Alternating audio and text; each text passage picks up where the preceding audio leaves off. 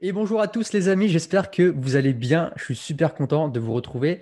Aujourd'hui, j'ai le plaisir de vous inviter d'avoir avec moi Sophie, qui est de Suisse et qui est nutrithérapeute. Salut Sophie. Coucou Dylan, coucou tout le monde. Alors, je suis super content de t'avoir parce qu'on a plein de points communs, de sujets qui nous passionnent et j'ai vraiment hâte de discuter tout ça avec toi. Alors, du coup, je t'ai présenté très rapidement, mais je te laisse te présenter plus en détail et dis-moi un petit peu quel est ton parcours, comment t'en es arrivé à la nutrithérapie. Ça marche. Alors, bonjour tout le monde. Donc, je m'appelle Sophie. Je suis une toute jeune nutrithérapeute parce que j'ai été diplômée en été 2020, en juin 2020. J'ai 34 ans. Je vis en Suisse, donc dans les Alpes suisses. Et puis, euh, je suis maman de deux petits garçons qui viennent grands en fait maintenant. Puis du coup, je partage mon temps entre des jours de consultation, donc en nutrithérapie, et puis le reste du temps, je suis à la maison avec mes garçons que j'instruis en fait à domicile, donc ils vont pas à l'école, c'est moi qui leur fais leur instruction.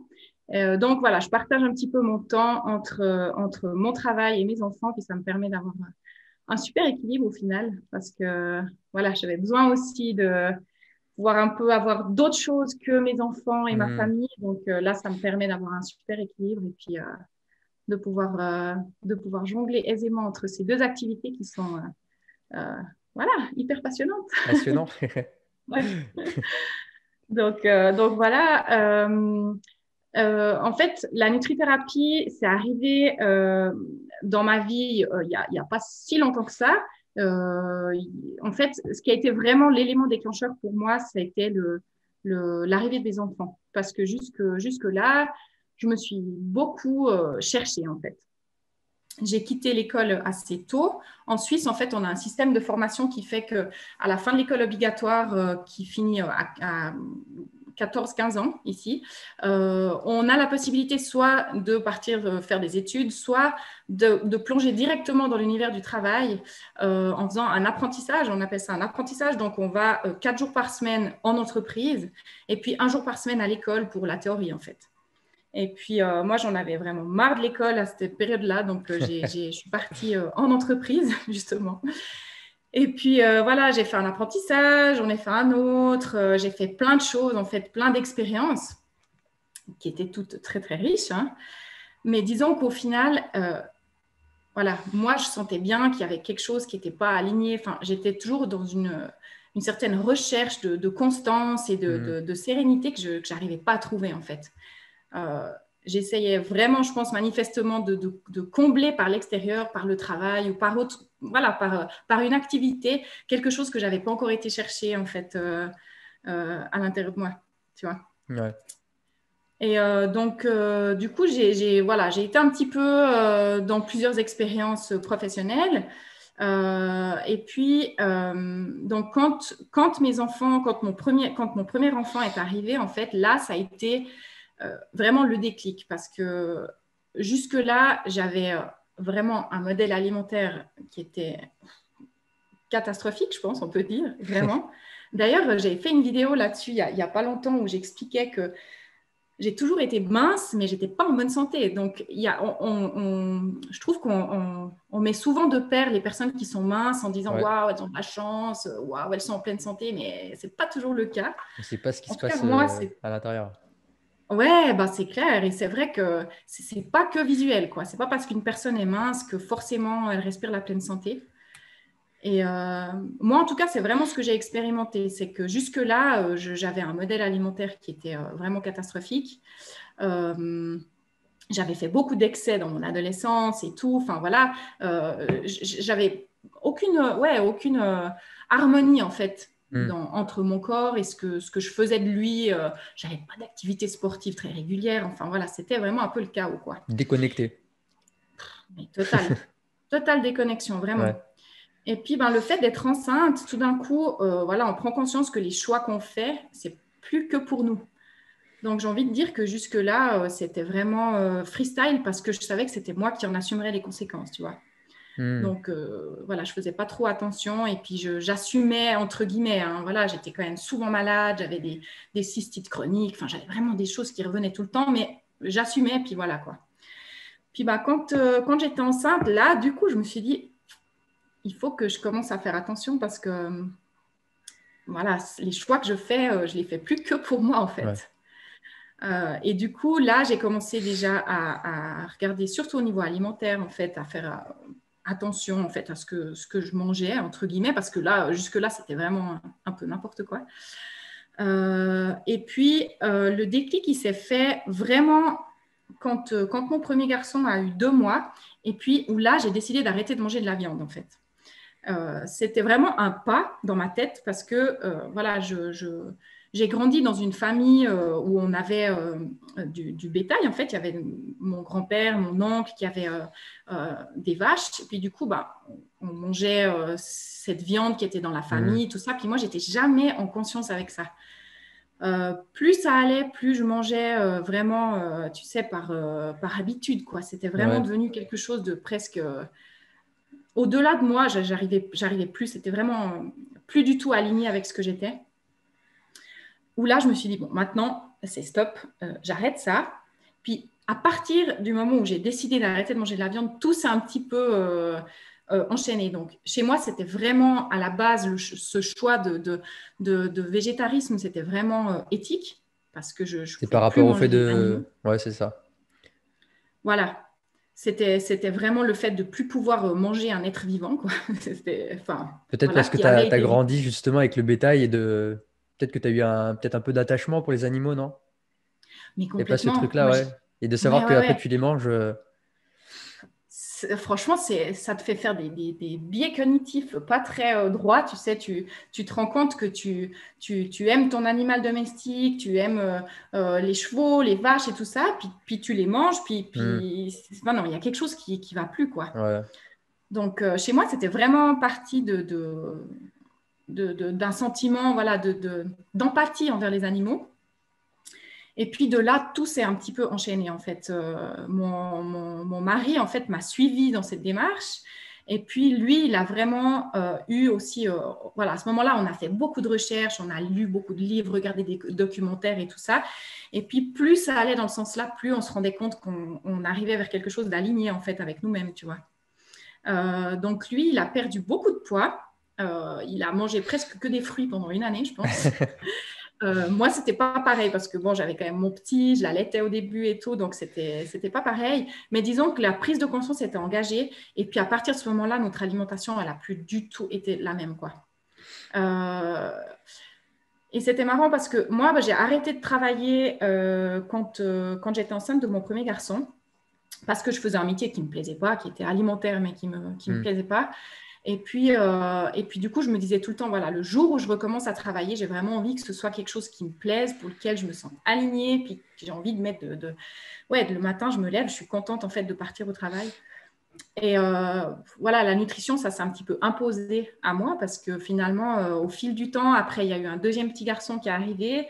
Et puis voilà, l'alimentation était devenue tellement importante en fait dans notre quotidien que je me disais, mais c'est ça que j'ai envie de faire, quoi. J'ai vraiment envie de pouvoir transmettre ça, tu vois.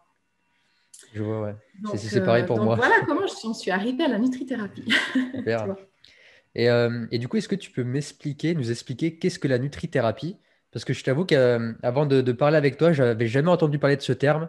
J'avais entendu le terme de naturopathie, diététicien, mais pas jamais j'ai entendu nutrithérapie. Donc, est-ce que tu peux expliquer un petit peu aux gens qu'est-ce que la nutrithérapie? Mais avec plaisir. En fait, la nutrithérapie, on a une formation en nutrition clinique, quoi, basique en fait, à la différence que l'école dans laquelle j'ai fait ma formation euh, a une approche vraiment holistique. Donc, c'est-à-dire qu'on va s'occuper autant de ce qu'on met dans notre assiette que des émotions dans lesquelles on baigne, que de l'environnement dans lequel on baigne. Enfin, en fait, on a vraiment une approche hygiéniste en fait en matière d'alimentation. Enfin, c'est même pas que de l'alimentation. C'est ça qui est intéressant, c'est que moi j'aime bien dire que je me sers en fait de l'alimentation comme pas comme d'une excuse, mais comme un fil rouge Ouais. pour, euh, pour, pour amener en fait les gens à une profonde reconnexion avec eux-mêmes. Je me rends compte que souvent, les personnes qui ont des sensibilités avec l'alimentation, que ce soit des sensibilités physiques, donc des allergies ou des intolérances ou comme ça, ou bien plutôt émotionnelles, des troubles alimentaires ou comme ça. C'est souvent le départ, il est dans la déconnexion en fait avec le corps. On a un peu cette image de la personne qui marche là et son corps qui est à côté d'elle. Et Mhm. voilà, il y a vraiment deux entités finalement qui n'arrivent plus à communiquer, quoi. Donc, en nutrithérapie, on essaye d'amener en fait les gens, on accompagne les gens à une reconnexion avec eux-mêmes qui va passer par, après, voilà, suivant la sensibilité du thérapeute, ça va pouvoir être de l'hypnose, ça va pouvoir être de la pleine conscience, ça va pouvoir être Ok. de la PNL, du yoga, enfin voilà, ça peut être vraiment ensuite adapté au thérapeute. C'est vrai Donc toi, que, tu fais de l'hypnothérapie aussi? alors moi non, Non? justement, c'est vrai Tu, que tu moi ce renvoies vers, qui, tu renvoies vers un spécialiste plutôt? alors s'il y a besoin de faire de l'hypnose, oui, forcément je vais Ouais. renvoyer vers quelqu'un d'autre parce que moi j'en pratique Ok. pas. Par contre, euh, moi, mon créneau, là où j'aime bien travailler en fait avec les gens, c'est dans la pleine conscience. Euh, c'est vrai que je ne l'ai pas dit, mais quelques temps après la naissance de mon premier enfant, j'ai découvert la pleine conscience. Donc, j'ai fait un cursus de 8 semaines où là, on apprend à vivre en pleine conscience, en fait. Et puis là, pour moi, c'était un peu la révélation. Je me suis vraiment rendu compte que jusque-là, je vivais en mode automatique Ouais. du matin au soir et qu'il n'y avait plus aucune conscience. Enfin, je ne sais pas s'il y avait déjà eu de la conscience, en fait. Il n'y avait pas de conscience dans ma vie, dans mes gestes, dans tout ce que je faisais, en fait. Et puis, pour moi, là, clairement, il y a eu un avant et après, quoi. C'était vraiment une prise de conscience très, très profonde. Et puis, ça a été assez intense parce que c'est 8 semaines où on va vraiment chercher, en tout cas pour moi, des choses qui étaient actuelles. Et puis, on fait tomber tous les automatismes, en fait. Donc, moi, c'est là que j'aime bien amener mes patients parce que c'est dans ça que je me sens à l'aise. C'est ce qui m'a, en fait, aussi aidé moi-même, en fait, à me reconnecter avec mon corps. Et je trouve que c'est un outil qui est pratique parce que gratuit, Ouais. puissant et puis accessible, en fait. Tu vois. Donc, n'importe qui peut amener de la pleine conscience dans sa vie s'il en a la volonté. Et c'est vrai, ouais. Et en plus, on peut le faire pour n'importe quelle activité, même une activité qui peut paraître chiante, comme par exemple la vaisselle. On peut amener de la pleine conscience et faire en sorte que bah, ça devient quelque chose de plaisant. Et d'ailleurs, je pratique aussi beaucoup, de plus en plus la pleine conscience, surtout quand je mange. Je l'ai déjà mis dans mes posts ou peut-être sur mes vidéos YouTube, mais avant de manger, je prends tout le temps de poser mes mains au-dessus de la nourriture et Mhm. de faire fermer les yeux et de remercier Mère Nature, remercier la nourriture et vraiment de poser l'intention que cette nourriture elle va fusionner avec mon corps et que je dis à mes cellules que voilà, elle va assimiler parfaitement cette nourriture, etc. Et après, je mange vraiment en conscience, en prenant le temps de mâcher, enfin vraiment en étant là. Alors évidemment, il y a toujours des fois le mental qui se barre. Il faut le ramener un peu comme un cheval à chaque fois. Hop, là, tu reviens là. Et c'est vraiment un truc que j'ai appris à faire, enfin que je m'exerce encore parce que c'est un travail qui prend beaucoup, beaucoup de temps. Mhm. Et franchement, je sens vraiment la différence au niveau de la digestion. Ça m'arrive des fois, quand je me fais un repas plaisir ou ça m'arrive une fois par semaine si j'ai envie de me regarder un film ou quoi, de manger devant la télé. Et ben, je peux te dire que la digestion, elle est vraiment, je sens que c'est vraiment pas pareil. Je sens que ça, des fois, c'est quand t'es pas du tout dans ce que tu manges, tu as l'impression que ça te reste sur le ventre en fait. Et je Mais fais en vraiment fait, il y la a, différence. Mais puis en fait, physiologiquement, ça s'explique en plus ce que tu dis. C'est que euh, pour qu'une digestion optimale ait lieu, il y a plein de paramètres à prendre en considération. Et puis, un des paramètres qu'on shunt, mais tout le temps, c'est la mastication. Hmm. Et en fait, c'est la porte d'entrée. Bon, peut-être pas la première porte d'entrée parce qu'il y a aussi tout ce qui est visuel, Visuel, olfactif ouais. et tout ça qui Ouais. compte aussi pour déjà, comment dire, mettre en route toutes les enzymes digestives. Hein. Déjà, rien que le fait de sentir une alimentation qui va nous faire du plaisir et tout ça, Hmm. ça met en condition le système digestif et les enzymes digestives. Mais disons que si on mange sans mâcher suffisamment, enfin, je vais le dire dans l'autre sens. En fait, en mâchant suffisamment, on va faire insaliver en fait toute l'aliment, tous les aliments qu'on a dans la bouche. Et puis, dans la salive, il y a déjà des enzymes qui vont prédigérer les aliments, Ouais. surtout les glucides, avec les amylases salivaires, qui vont déjà prédigérer les aliments. Et puis, si on prend le temps de bien insaliver tous ces aliments et puis de les déglutir seulement quand ils sont plus ou moins liquides, ben ça enlève un travail considérable ensuite à l'estomac qui n'aura pas besoin de tout scinder, Mm. toutes ces glucides et tout ça, vu qu'il y aura déjà un travail en amont qui sera fait. Et puis, ben voilà, des lourdeurs d'estomac, des ballonnements et tout ça, ça peut vraiment se régler déjà rien qu'en C'est vrai. se concentrant sur la mastication et puis j'avais mon prof principal à l'école qui nous disait qu'il fallait mastiquer 28 fois chaque bouchée. 28 fois. Ouais. Tu comptes? Il Un, avait 2, compté 3. chez son fils, il avait un petit garçon. Puis il nous disait comme voilà, un enfant, c'est très instinctif. J'avais compté chez lui combien de fois il mastiquait avant d'avaler et il mastiquait 28 fois, quoi. Génial. Donc, à retenir, Ouais, peut-être. ouais, Le franchement. premier exercice de pleine conscience qu'on propose, c'est ça. C'est 28. Après, Donc, il y a aussi, bah, ça, tu dois le faire aussi, c'est de poser la fourchette à chaque fois qu'on prend une mhm. bouchée. Ouais. C'est poser la fourchette et puis vraiment, bah voilà, prendre le temps à chaque fois de savourer ce qu'on mange, quoi. C'est super important aussi, je veux revenir sur ce que tu disais tout à l'heure, sur le fait de mettre de l'intention Mm. dans ce que tu vas manger. Ça, c'est quelque chose qui est hyper puissant parce que bah, déjà, ça va conditionner bah, tout ton être, en fait, à l'aliment que tu vas lui apporter.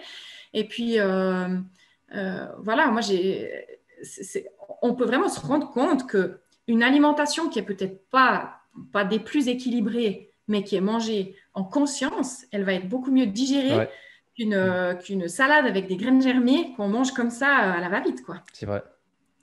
Donc, c'est super important, je pense, vraiment l'intention qu'on met dans les gestes. Ben, voilà, que ce soit dans l'alimentation, soit comme tu disais tout à l'heure, dans le fait de faire la vaisselle. Ou, quand j'avais fait cette formation en pleine conscience, il nous faisait voilà, prendre un moment par jour, par exemple le brossage de dents ou quand on se coiffe ou comme ça, où on reste conscient du début à la fin. Mais c'est déjà hyper C'est compliqué. super dur. Tu es d'accord? Franchement, Ouais, on n'a pas l'habitude, quoi. On fait tout en mode automatique.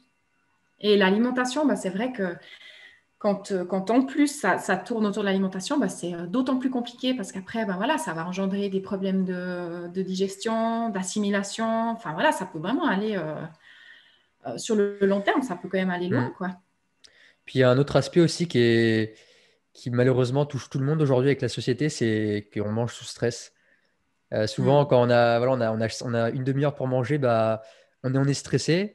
Et puis le système nerveux, il est en mode parasympathique. Sympathique, ouais. Et du coup, bah, je pense que tu le sais, quand on est sous stress, bah, le système digestif, il est coupé, parce que c'est pas le moment Mhm. de digérer. Donc du coup, bah, ça reste dans le bide. Et puis, c'est très, très mal digéré. Ça fait des reflux gastriques. Enfin bref, ça après. Mm. Puis ça joue aussi sur l'énergie. On se sent lourd. On n'a pas de clarté mentale. Tout ce genre de choses, c'est pour ça que Absolument. ouais. Et je m'autorise pas à Et puis, manger quand je suis stressé. Vraiment, je prends toujours le temps de me poser, voilà. Sinon, je mange pas. d'ailleurs, on dit ouais, il vaudrait même mieux jeûner que de manger stressé. Ouais, exactement. Il vaut mieux sauter un repas plutôt que de manger dans une situation de stress, quoi. Et ouais, le stress, je crois on commence quand même maintenant à en parler euh, bien, je trouve. Mais à mon avis, on sous-estime encore peu les effets dévastateurs que ça a. À mon avis, on est vraiment là maintenant on a pris conscience que le stress, c'était pas bien. Mais j'ai l'impression que, enfin, pour moi, il y a toujours trois étapes en fait dans une prise de conscience globale. C'est d'abord, voilà, on entend qu'il y a quelque chose, puis on se dit, ah ouais, c'est intéressant. Ensuite, on se dit, ah ouais, il faudrait peut-être que je change quelque chose. Et puis la troisième chose, c'est je change. On Maintenant, change. j'arrête, Ouais. c'est bon, tu vois. Et à mon avis, là, il y a encore beaucoup de gens qui sont dans la deuxième partie de l'équation. C'est que, voilà, on a conscience qu'il y a quelque chose qui ne va pas trop bien, il faudrait qu'on change mais il n'y a encore pas l'impulsion Hmm. suffisante pour dire, OK, maintenant, c'est fini, quoi. Ouais. Je fais en sorte de... Parce qu'encore une fois, c'est un petit peu sournois, quoi. les effets du stress, c'est pas quelque chose qui se voit là tout de suite. Enfin, tu vas pas tout de suite tomber raide mort là par terre. Enfin, c'est vraiment hyper sournois. Et puis du coup, quand c'est sournois comme ça, c'est difficile, je pense, à vraiment prendre des décisions peut-être un peu drastiques. On a peur de passer pour quelqu'un de trop extrémiste Ouais. ou, enfin, tu vois, je sais pas. Je pense que ouais, avec le stress, il y a vraiment, on sous-estime vraiment beaucoup, beaucoup, beaucoup les effets du stress sur tout le corps. On parle du système digestif, mais sur tout le corps, quoi. Mais je pense que la une grande majorité des tout ce qui est cancer, diabète, etc., c'est le stress aussi. Le corps, il Mm. disjoncte, il est complètement hors d'équilibre. Et on va dire que c'est la cigarette, que c'est l'alcool, etc. Alors effectivement, ça y joue, hein. Je suis pas en train de dire que c'est pas nocif, mais je pense que vraiment le stress, c'est vraiment enfin, toutes les maladies qu'il y a aujourd'hui. Avant, il n'y avait pas ça. Je pense pas qu'avant, Mm. il y avait toutes ces maladies. Il y en a de plus en plus. Il faut vraiment qu'on. De toute façon, on y vient, hein, comme tu dis, ça viendra. On prendra un jour conscience que bah, le stress, faut arrêter ça. Et puis, il y aura des changements qui seront.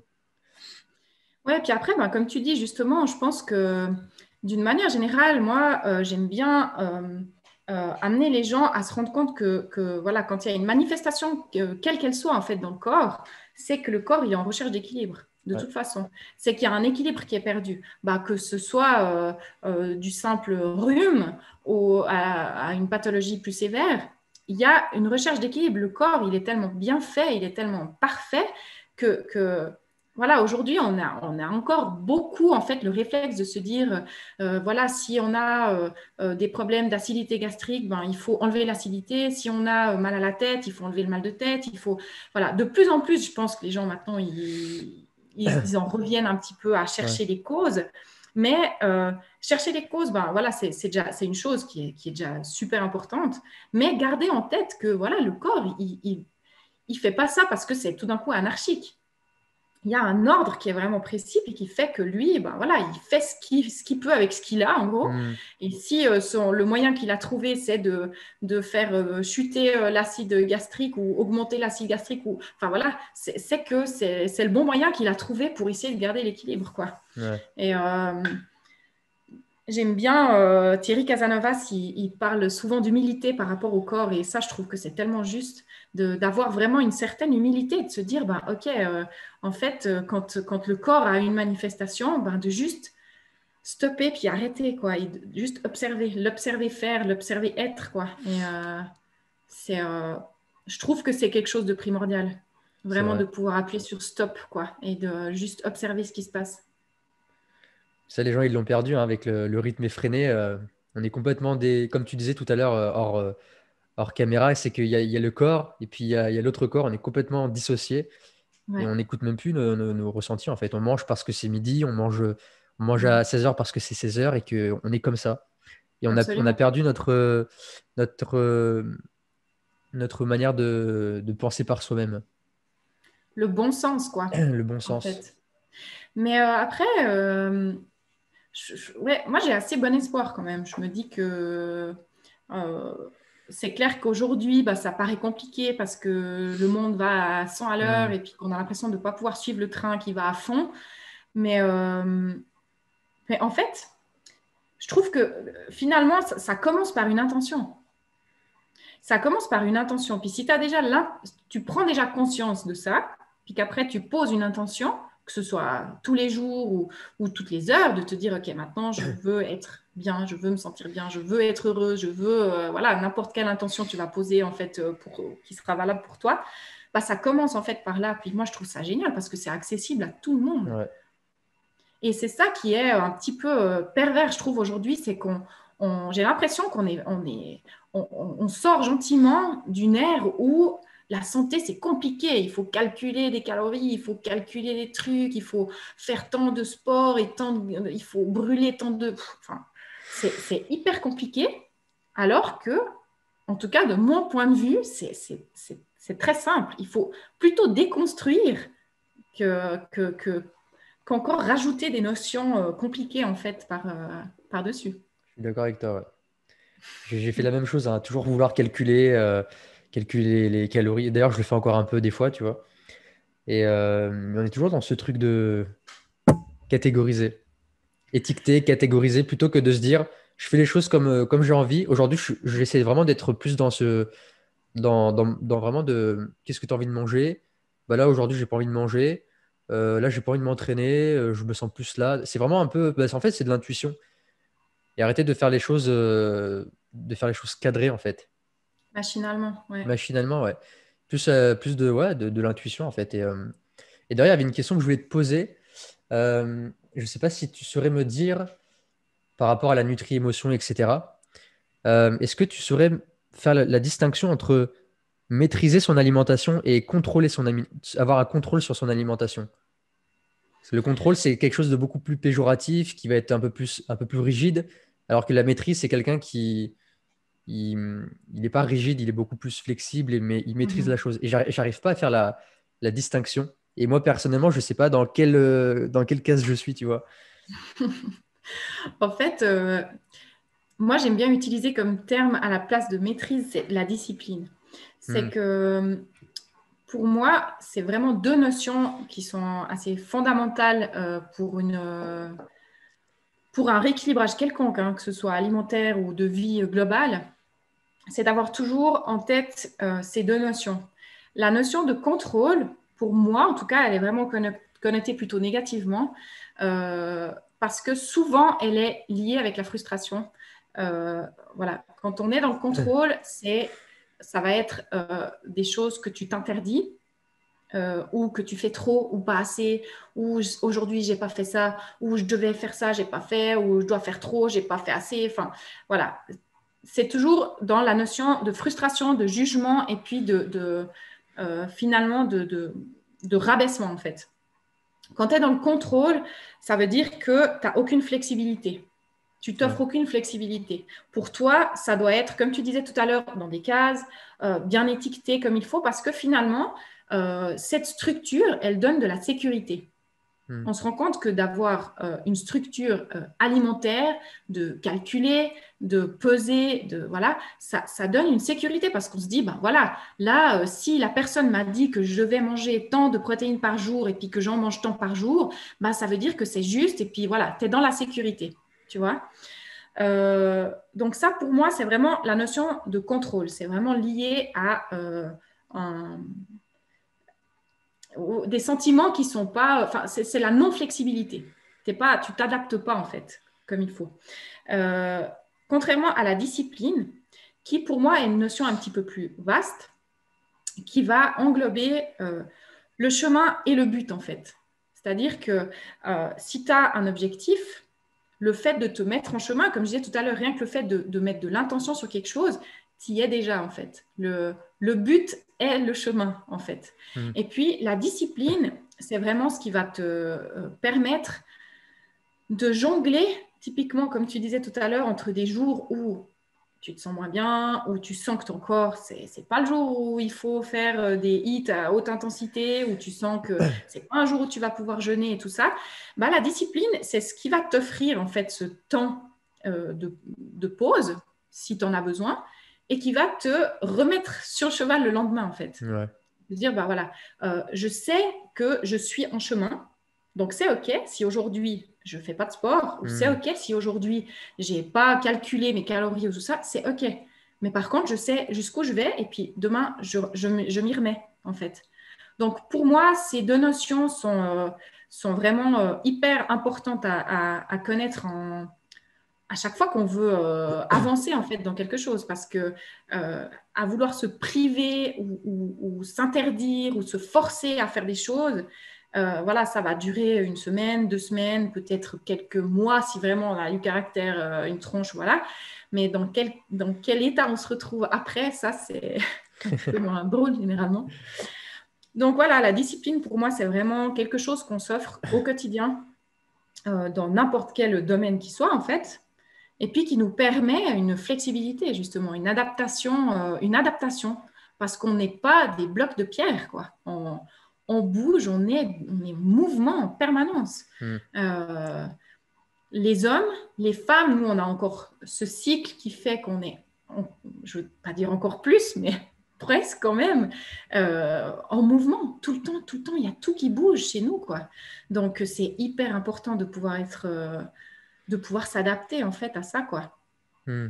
Et j'aime beaucoup ce que tu as dit de dire, c'est pas grave, je suis en chemin. C'est pas grave. De toute façon, j'avance et je suis sur le chemin et ça fait partie du chemin. Exact. Ouais. Je trouve que c'est hyper important de vraiment de conscientiser qu'à partir du moment où on se met en chemin, ben, on est déjà au but, en fait. Hmm. Ça fait partie du chemin sans... voilà, et tout ce qui arrive, ben, on accueille, et puis on accueille, on vit avec, et puis franchement, ça va quand même mieux quand on vit comme ça que quand on est dans le contrôle, quoi. Ouais. Bah, ça me rassure du coup, je comprends que je commence à sortir du contrôle et je commence à être de plus en plus flexible. Mais c'est vrai qu'avant, moi, j'étais vraiment dans le contrôle et je m'écoutais pas. Et d'ailleurs, je te parlerai un petit peu de mon erreur quand on parlera de l'hormèse. Tout à l'heure, on parlera un petit peu de l'hormèse. Enfin, t'expliqueras ce que c'est. Et je t'expliquerai un petit peu mon erreur de débutant que j'ai fait. D'accord. J'aimerais que tu me dises, enfin, que tu m'expliques un peu comment ça se passe une consultation en nutrithérapie. Comment tu t'y prends, comment ça se passe? Alors en fait, il y a deux grands axes, disons, avec lesquels je travaille. C'est la première consultation, qui est une consultation souvent longue, qui dure en tout cas 1 heure et quart, 1 heure et demie, où là, je vais vraiment apprendre à connaître la personne, à connaître son passé médical, ses habitudes de vie, ses habitudes alimentaires, quel rapport elle a avec l'alimentation, comment elle gère ses émotions, enfin, elle gère ses émotions, j'aime pas cette expression, mais comment elle vit avec ses émotions. Voilà, bref, j'apprends vraiment, on rentre en contact et puis on apprend à se connaître. Et puis après, il y a des consultations de suivi, donc qui sont plus courtes, où là, on affine vraiment par rapport à la personne et à sa vie, de son quotidien, en fait, on affine en fait le suivi. Ce qu'il faut savoir, c'est qu'en nutrithérapie, on ne peut pas avoir un suivi valable pour tout le monde, quoi. Hmm. Chaque rencontre est différente, chaque personne est différente, et puis il s'agit vraiment de pouvoir trouver l'alimentation et le mode de vie qui puisse convenir le plus possible à la personne sans qu'elle ait besoin non plus forcément du jour au lendemain de faire une table rase de tout ce qu'elle a mis en place jusqu'à aujourd'hui. Et puis de pouvoir petit à petit implémenter des nouvelles habitudes qui vont aller vers la pleine santé. Je reste quand même persuadée qu'en mettant un pas devant l'autre jour après jour, c'est comme ça qu'on va Ouais. construire quelque Hmm. chose de valable plutôt que de dire, OK, maintenant on détruit tout le mur et puis on reconstruit un mur à neuf et puis maintenant débrouille-toi avec ça. Donc, généralement, ça se passe comme ça, sur 2 vitesses. Il y a vraiment cette première consultation qui est assez chargée, où on parle beaucoup voilà, de techniques, disons, où on apprend un petit peu à se connaître. Et puis après, où les consultations de suivi, où c'est beaucoup plus personnalisé, où là, on va vraiment essayer, ben, voilà, en connexion avec la personne, de trouver le mode alimentaire qui lui convienne le mieux. Et puis, bah, surtout, pour pouvoir viser la pleine santé, quoi. C'est surtout ça l'objectif, c'est de pouvoir ramener les gens bah, voilà, à se reconnecter au corps et puis à pouvoir bah, jouir de ce corps Hmm. à 100%, quoi. Ouais, je suis d'accord avec toi. Et c'est vraiment aussi Ouais. cet aspect holistique qui est très très important. Et ça arrive de plus en plus. Mais avant, ouais, on pourrait être diététicien, nutritionniste, mais si on impose notre mode de vie selon notre croyance, en disant, voilà, tu vas arrêter le gluten parce que c'est mauvais. Certes, c'est mauvais, mais peut-être que sur cette personne-là, ça va absolument rien lui faire de le retirer ou de ne pas le retirer.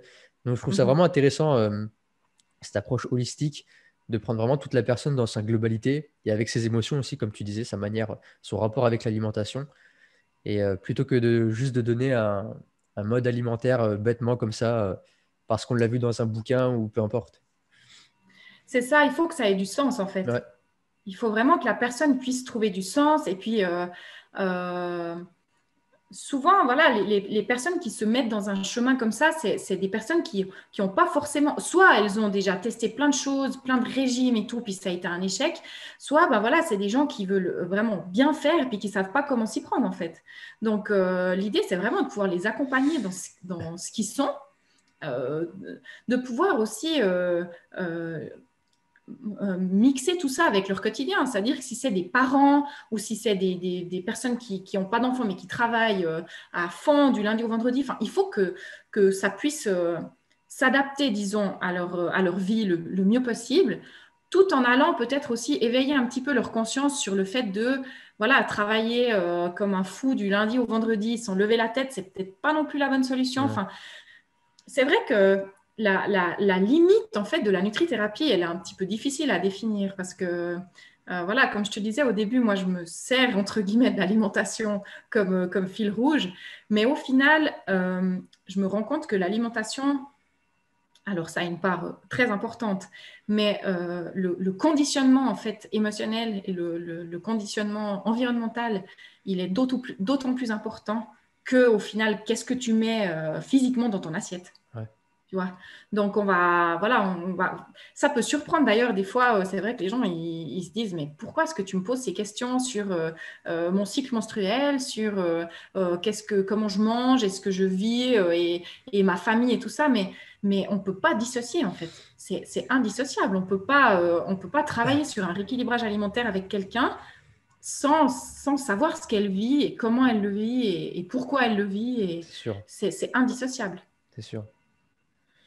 On peut très bien manger, on peut très bien avoir une alimentation hyper naturelle, hyper clean, mais trop manger, par exemple. Absolument. Et être Bah voilà, oui. en surplus, de se blinder le ventre et du coup de ne pas se sentir bien, mais pourtant on a bien mangé.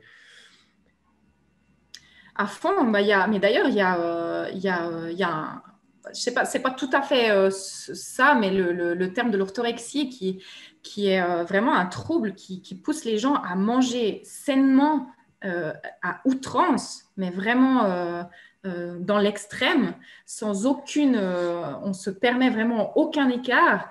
Et puis bah, finalement, on se rend compte qu'on tombe dans un trouble alimentaire, la même chose que ça peut être un trouble, voilà de l'anorexie ou de la boulimie, c'est vraiment le même style de troubles alimentaires parce qu'on n'arrive plus en fait à sortir du trop bien manger. Puis ben, Hmm. comme tu dis, trop bien manger, ok, mais si c'est en plus 5, 6, 7 fois par jour, même si c'est que des salades, le Ouais. corps, il va devoir constamment travailler, quoi. Donc, ouais, c'est super intéressant ce que tu dis. C'est vrai que le trop manger, c'est quelque chose aussi dans notre société, hein. Mais en même temps, c'est accessible partout, tout le temps. C'est le problème. C'est le problème. Puis si on pousse aussi que, bah, comme je te disais tout à l'heure, on te dit qu'il faut le petit déjeuner le matin, puis après à 10 heures, il faut manger, il faut aller à la cafétéria, prendre un petit truc, et à midi, il faut remanger, et après, il y a le Ouais. goûter, et après le soir, on remange. Moi, personnellement, j'arrive pas à manger. Je prends deux bons repas, petit déjeuner et le repas du soir, Mhm, mais le repas du midi, par exemple, il est beaucoup plus léger. J'arrive pas à mhm. manger plus de trois fois. Avant, quand Ouais. j'avais commencé, je vais expliquer un peu mon parcours. Quand j'avais commencé la musculation, je faisais 5 repas, enfin 3 repas avec 2 collations. Et aujourd'hui, je me dis comment je faisais pour mettre tout ça. Ce que je mangeais le matin, les œufs avec les flocons d'avoine. À 10 heures, je me faisais un sandwich au beurre de cacahuète. À midi, je me faisais du riz avec du poulet. Le soir, je me refaisais du riz avec du thon et tout ça. Je sais même pas où est-ce que je mettais ça. Et, Mhm. euh, et je me demande d'ailleurs, est-ce que je me sentais bien, quoi? Et je pense que c'est super important de l'expérimenter, en fait. Oui, c'est ça, ouais. Tu vois? Ouais. Et moi, pour ça, j'aime bien proposer aux gens d'avoir un petit cahier ou un petit livre dans lequel ils écrivent en fait leurs ressentis, leurs sensations. Mm. Parce que souvent, mentalement, on sait les choses où on se dit, ouais, je suis pas très bien, je suis un peu ballonnée, voilà. Mais le fait de l'écrire, ça peut vraiment aider à conscientiser qu'est-ce qui te fait du mal en fait, puis Ouais. comment tu te sens. Au quotidien, est-ce que tu te sens complètement fatigué quand tu as mangé ou au contraire, est-ce que tu as une bonne vitalité? Enfin, le fait de l'écrire, même si c'est pas forcément une habitude qu'on a après tous les jours, mais de le faire pendant 2, 3 semaines, un mois, ça permet vraiment d'avoir du recul, puis des fois de se rendre compte qu'on s'inflige des choses quotidiennement qui nous font du mal, puis on continue, on continue, on continue. C'est vrai. Donc ça peut aider à avoir vraiment un petit peu de recul. Et après, dans l'absolu, je pense que c'est quand même hyper intéressant d'être confronté en fait à tout ça. J'en parlais hier soir justement avec mon formateur de pleine conscience qui me disait qu'il il avait rencontré une fois un moine non, un ermite bouddhiste qui avait fait une retraite de 3 ans, 3 mois et 3 jours. Donc, dans la montagne, loin de tout et tout. Et puis, quand il est revenu à la ville, en fait, il avait vraiment un rapport à l'alimentation qui était mais catastrophique. Puis lui, Ah ça ouais? le faisait, donc mon formateur, ça le faisait un peu sourire parce qu'il disait, ben voilà, finalement, quand tu es loin de tout, puis que tu n'as aucune tentation, bah, c'est facile de pas succomber, tu Ouais, vois. c'est sûr. Et finalement, c'est vrai que là, maintenant, on a accès à de l'alimentation H24 partout, tout le temps. Mais si on l'avait pas, on n'aurait pas ce challenge, en fait. Tu vois? Donc finalement, de prendre ça un petit peu comme un jeu en se disant, bah, jusqu'où je suis capable d'aller, en fait, dans cette tentation? Est-ce que j'arrive enfin, jusqu'où j'arrive à transformer mon idée en fait par rapport à ça, ma façon de voir les choses, tu vois.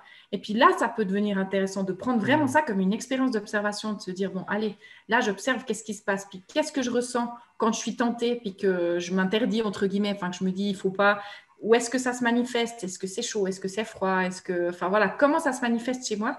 Bah, finalement, c'est l'épreuve du feu, quoi.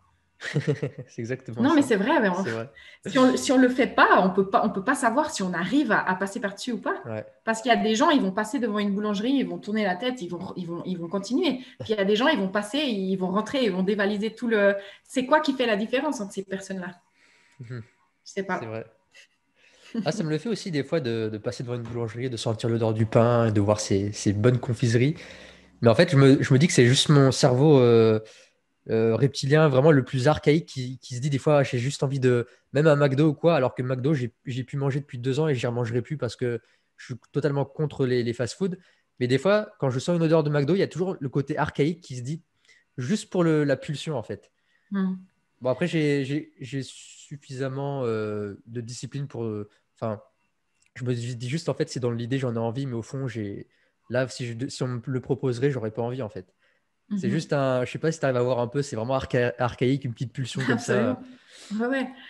Il y a tout un système de récompense aussi avec tout ce qui est sucré, gras et sucré en fait, qui est très, très fort. Où il y a cette fameuse expérience qu'ils avaient faite avec des rats, ou dans une cage, des rats avec de la cocaïne, et puis à côté, ils avaient du sucre, de l'eau sucrée en fait. Et puis, ben, ils se sont rendus compte que les rats allaient beaucoup plus, enfin, venaient complètement dingues avec l'eau sucrée, plus qu'avec la cocaïne. Donc, Ah ouais? il y a vraiment un phénomène addictif qui est très fort avec le sucre. Et puis, ce qui est gras sucré, donc typiquement les fast-foods, les viennoiseries, tous les aliments surtransformés, les lasagnes surgelées, enfin voilà, tout ce genre de choses qui sont souvent très sucrées. Ça active vraiment les canaux de la Hmm. récompense. Et puis, ça te fait, voilà, ça fait en sorte que tu as envie d'y retourner, quoi. Vraiment. Parce qu'il y a un côté addictif, quoi. Donc, ouais, il y a tout un travail ben, mental à faire par rapport à ça. Déjà, d'en avoir conscience, que c'est pas non plus que toi qui sais pas gérer le truc, tu vois, mais qu'il y a quand même une partie hormonale, en fait, qui joue aussi là derrière et puis Ouais. que tu n'en es pas 100% responsable.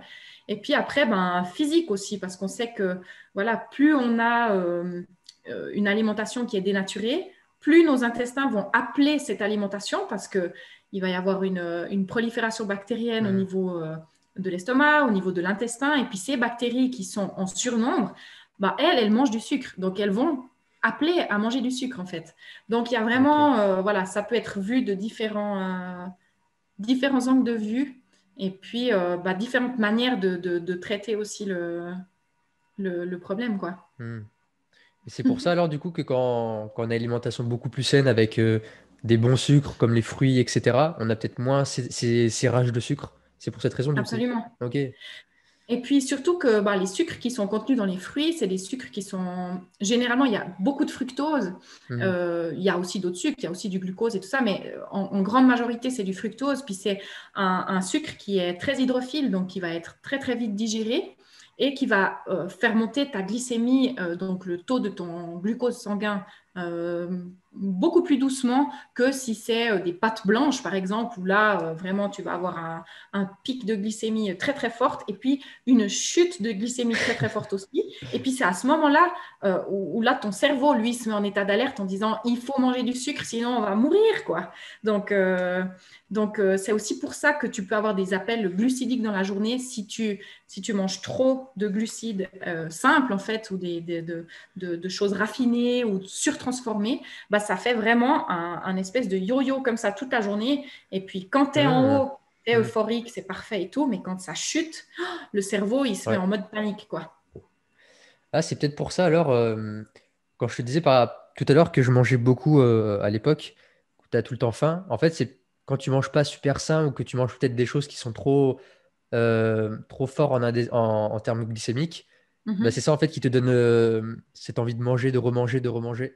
Absolument. Hmm. Ouais, ouais, absolument. C'est Alors que c'est si tu as physiologique, une... quoi. Ok. Alors que c'est pour ça que maintenant je ressens beaucoup moins la faim parce que bah, c'est des repas qui sont beaucoup plus faibles en index glycémique, avec des Mhm. bonnes graisses, donc ça va encore ralentir la digestion des sucres et tout ça. Et du coup, ouais, je fais le lien maintenant. Je me demandais, mais comment je fais pour manger tout ça? Mais en fin de compte, ouais, si tu bouffes que des choses qui sont pain blanc, pâtes, tout ça, bah, en fait, tu as toujours faim et tu as toujours cette espèce de gargouillement qui revient.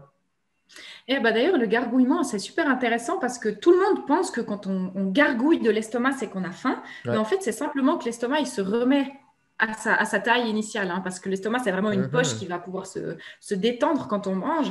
Et puis, le fait de gargouiller, c'est ce qu'on entend quand l'estomac se remet en fait à sa taille initiale, à ne pas confondre avec la faim, parce que la faim, c'est pas du tout ça. Enfin, d'ailleurs, il y a une chose qui est très importante pour se rendre compte de l'importance en fait de l'alimentation, c'est de la retirer. Donc, en jeûnant, là, on peut se reconnecter avec les sensations de Ouais. faim. Vraiment, qu'est-ce que c'est d'avoir faim? Et ça gargouille pas quand on a vraiment faim. C'est beaucoup plus profond que ça. C'est vraiment, voilà, chacun va le vivre différemment. Mais disons que quand on peut mettre en parallèle un gargouillis d'estomac ou la faim, après, on se rend compte que quand on gargouille, non, c'est pas qu'on a faim. C'est vrai. C'est- D'ailleurs, en parlant de jeûne, le jeûne fait partie de la loi de l'Hormèse, donc on va y venir, c'est un sujet qui nous passionne aussi. Donc j'aimerais que tu nous expliques un peu bah, qu'est-ce que l'Hormèse et comment est-ce que toi tu l'as découvert? Alors, l'hormèse en théorie, donc c'est la capacité. Là, tu vas voir si j'ai bien appris ma leçon, hein. Non, c'est voilà la capacité qu'un être vivant à se renforcer quand il est soumis à un stress court, ponctuel, suivi d'un temps de récupération. Ça veut dire en gros que chaque être vivant, quand il est soumis à un stress intense mais court, va, dans le temps de récupération qui suit ce stress, développer des capacités supérieures pour faire face à un futur stress, en fait. Donc, la loi de l'Hormèse, c'est ça. Et c'est magnifique. Moi, Ouais. j'ai découvert ça. Alors, au tout début, ce n'était pas vraiment l'hormèse. J'ai découvert l'exposition au froid parce que avant de faire ma formation en nutrition, je m'étais intéressée à plein de choses et puis j'avais, par le biais d'une amie, découvert une petite formation en hygiène vitale, quoi. Mais c'était vraiment un truc un petit peu basique, quoi, que je faisais à la maison et tout, mais qui était déjà sympa. Et puis là, bah, justement, il parlait de l'hydrothérapie, donc sous toutes ses formes, hein. Donc il y avait les douches écossaises, les douches froides, les bains de pied, enfin il y avait plein de choses. Puis bah, là, j'ai commencé un petit peu à expérimenter. Donc ça, c'était il y a peut-être 5 ans maintenant, où j'ai commencé à faire voilà, des douches froides un petit peu sur les pieds. Enfin, c'était vraiment piano au début. Mhm. Et puis, quand j'ai commencé mon école, il y a 4 ans, j'avais des cours donc en première année qui étaient anatomie, physiologie, pathologie. Et je suis tombée sur les vidéos de notre je peux pas dire, je Menteur. sais pas si c'est voilà notre mentor commun, Pierre Dufresne. Et puis qui m'a beaucoup aidé en fait à réviser sur la physiologie parce que bon il est hyper calé. Et puis si vous Ouais. connaissez pas sa chaîne Verisme TV, allez-y parce que Allez franchement checker. franchement, c'est vraiment génial. Et moi, il m'a vraiment aidé déjà. Il démocratise des sujets qui sont hyper complexes. Donc, moi, ça m'a beaucoup aidé dans mes études. Et puis, grâce à lui, j'ai découvert vraiment l'hormèse, quoi. L'exposition au froid hormétique. Parce que c'est vrai que jusque-là, voilà, je faisais Là, j'en étais quand même à la douche froide, mais c'était la douche tiède. Enfin, voilà, ça restait quelque chose de très bon enfant, j'ai envie de dire, tu vois. Et puis, donc, quand j'ai découvert vraiment l'hormèse avec les vidéos de Pierre, ouais, pour moi, ça a été un petit peu une autre révélation, en fait.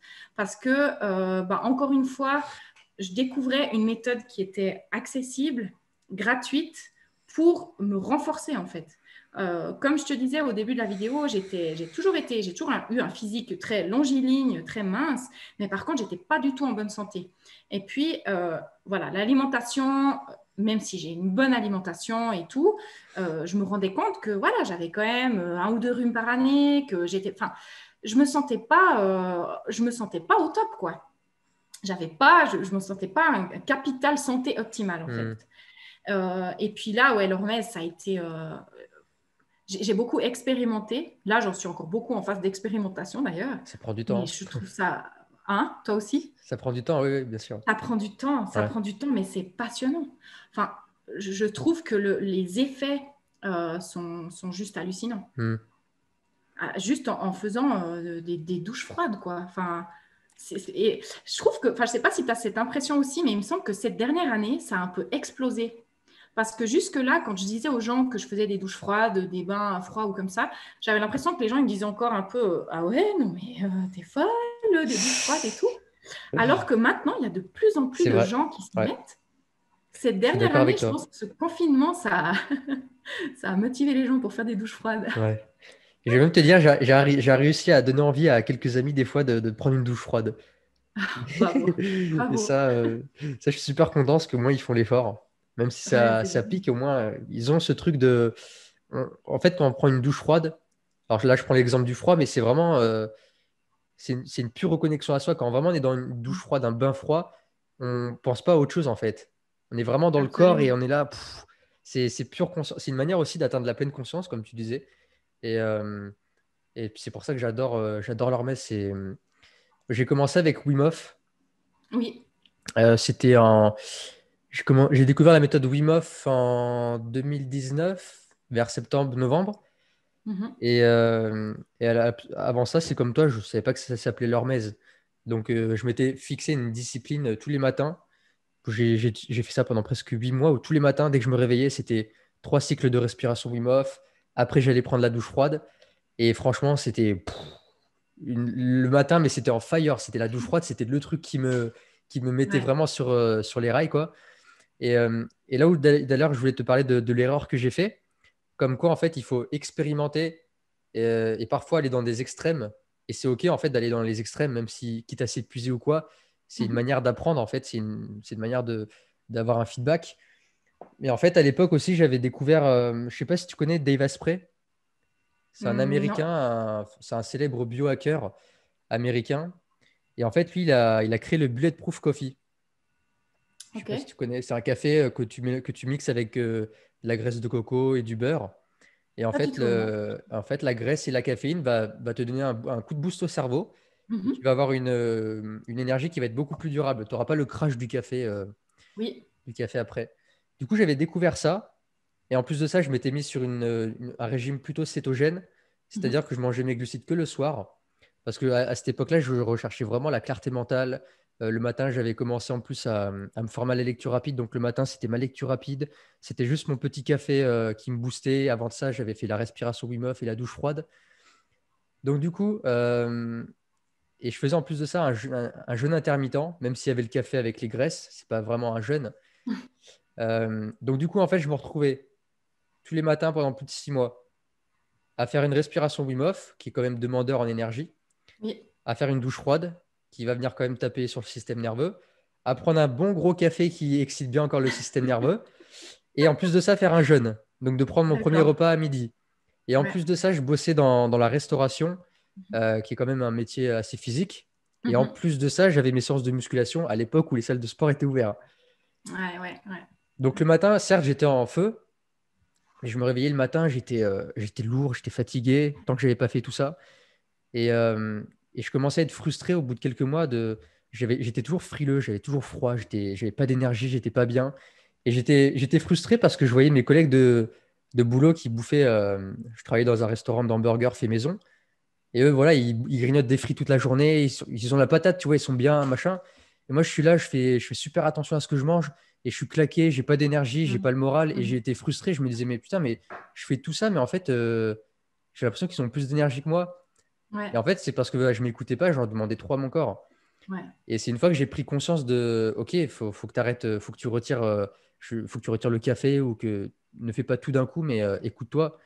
Et quand j'en suis revenu à cet équilibre, j'ai repris un petit déjeuner léger, j'ai consommé moins de café, la Wim Hof, je la faisais un peu moins souvent. Là, l'énergie, elle est revenue. Mhm. Et c'est là où on peut faire souvent le piège de, quand on découvre quelque chose, l'hormèse ou un certain type d'alimentation, blam, on part direct dans les extrêmes. Et moi, Ouais. dès que je découvre un truc, je pars un peu dans le dogme de, Ouais, oh, moi, je suis comme toi. Ouais, ouais. et À ça avait fait fond. ça avec le végétarisme aussi. Je suis Oui. parti végétarien, j'ai perdu beaucoup de poids, je suis devenu faiblard parce que bah, j'ai pas su compenser au niveau des protéines et d'autres apports, certainement. Et c'est intéressant Mhm. au final de se dire, bah, je trouve que c'est très formateur de faire des erreurs comme ça, de partir dans les extrêmes. Et en fait, je pense qu'on en a besoin. On a besoin de goûter aux extrêmes pour après trouver son équilibre et trouver la voie du milieu en fin de compte.